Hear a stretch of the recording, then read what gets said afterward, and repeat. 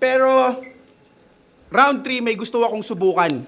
Imbis na tong bobong to, bakit hindi yung sinungaling na media ang ating tutukan?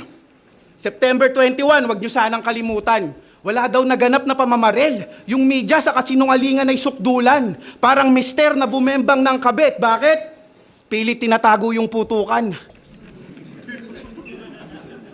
At alam ko, mahina ako sa delivery at wala akong maayos na crowd control. Pero di natin kailangan yon. Ang kailangan natin, mas maayos na flood control. Tama?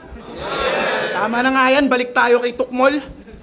Ako'y cold-hearted at Ako'y cold-blooded sa sobrang lamig na sa 40 degrees Celsius. Kaya alam mo lahat ng ibibigay mo sa akin, Arik, tingin ko lang sa kanila ay wet food. Walang oras o plano, umibig at magmahal. Tanging battle rap lang ang aking next move and you will always...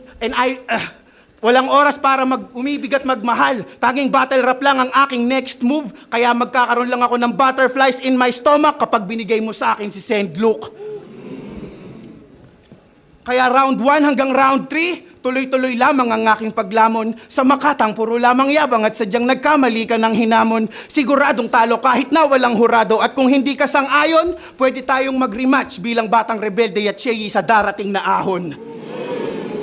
Kasi ikaw yun, di ba? Yung rapper na laging nakasalamin na may personal na sobrang weirdo.